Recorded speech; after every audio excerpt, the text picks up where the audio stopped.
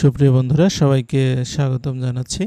আজকে আমরা আলোচনা করব জেলা ও দায়রা জজ আদালত খুলনার জারিকারক পদে যে পরীক্ষা অনুষ্ঠিত হলো 24শে মে 2024 তারিখে, তার সম্পূর্ণ প্রশ্ন সমাধান নিয়ে।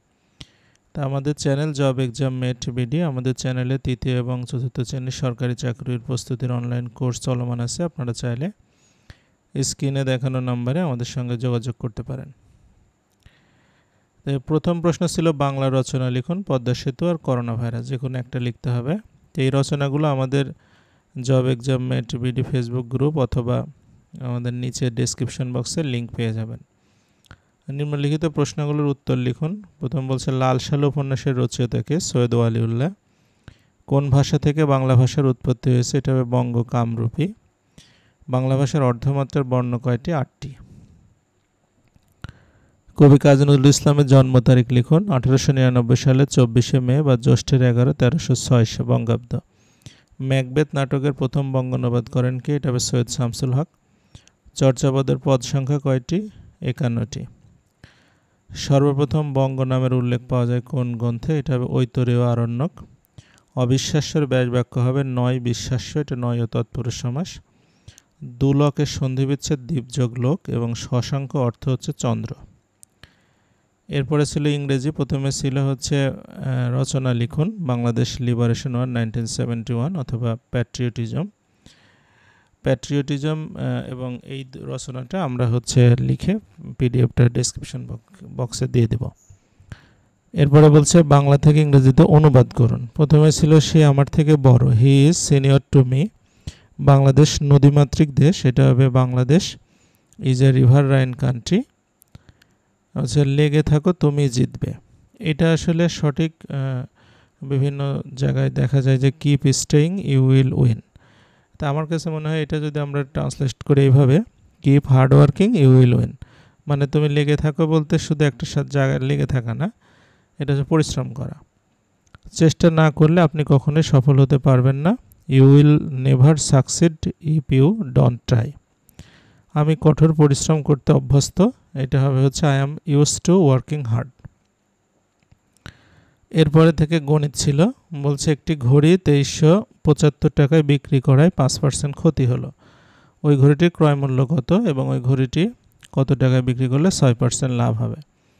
তাহলে প্রথমে আমরা মনে করি ঘড়িটির ক্রয় মূল্য হচ্ছে 100 টাকা, তাহলে 5% ক্ষতিতে বিক্রয় মূল্য হবে 100 থেকে 100 5% বাদ দিলে 95 টাকা। তাহলে বিক্রয় মূল্য 95 টাকা হলে ক্রয় মূল্য হবে হচ্ছে 100 টাকা। বিক্রয় মূল্য যদি 1 টাকা হয় তাহলে 100/95 হবে। আর বিক্রয় মূল্য 2375 টাকা হলে 100/95 গুণন 2375, অর্থাৎ হচ্ছে এটা হবে 2500 টাকা। এটা ক্রয় মূল্য হচ্ছে আমাদের তাহলে 2500 টাকা।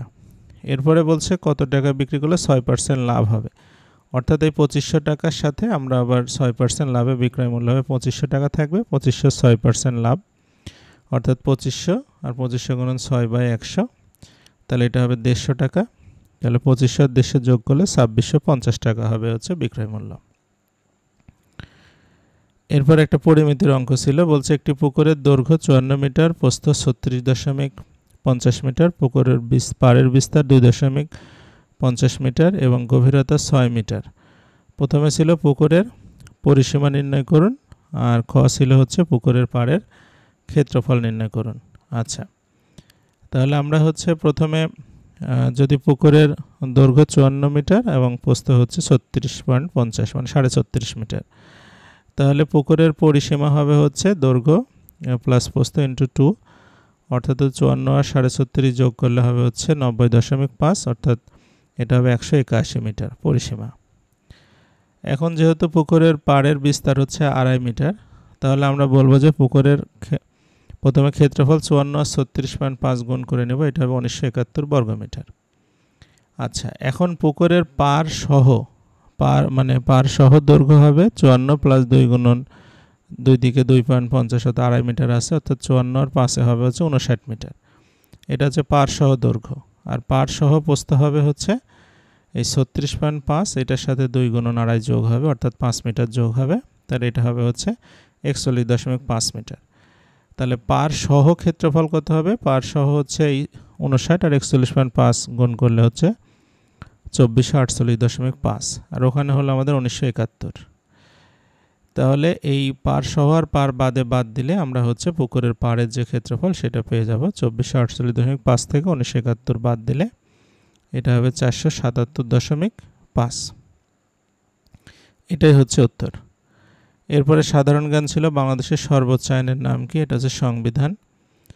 তারপরে হচ্ছে বাংলাদেশের মহিলা ক্রিকেট দলের অধিনায়কের নাম কি? নিগার সুলতানা। জারিকারক শব্দটির ইংরেজি কি? এটা আইনের পরিভাষা। তারপরে যতটুকু সম্ভব হয়েছে আমি ডিকশনারি চেক করে দেখেছি এটা এক্সিকিউটিং অথবা হচ্ছে নোটিফায়ার, যে কোনো একটা দিলেই হবে। সিডির পূর্ণরূপ কি? Compact disc. বাংলাদেশে একজন মহিলা বীর প্রতীকের নাম লিখুন। তারামন বিবি বীর প্রতীক। ৭১-এর দিনগুলি বইটির রচয়িতাকে জাহানারা ইমাম। ইউক্রেনের রাজধানীর নাম কি? এটা হবে কিয়েভ। বাংলাদেশের প্রধান বিচারপতির নাম লিখুন। ওবায়দুল হাসান। বাংলাদেশের সর্বপ্রথম ডাক টিকিট চালু হয় কত সালে? 1971 সালের 29শে জুলাই। এবং ঐতিহাসিক 6 দফা ঘোষণা করা হয় কত তারিখে? এটা হবে 1966 সালের 5ই ফেব্রুয়ারি। তো সুপ্রিয় বন্ধুরা, আজকের প্রশ্ন সমাধান এই পর্যন্তই ছিল। ভালো লাগলে অবশ্যই লাইক, কমেন্ট, শেয়ার এবং সাবস্ক্রাইব করবেন। সে আশা করে আজকের মতো শেষ করছি। সবাইকে অসংখ্য ধন্যবাদ।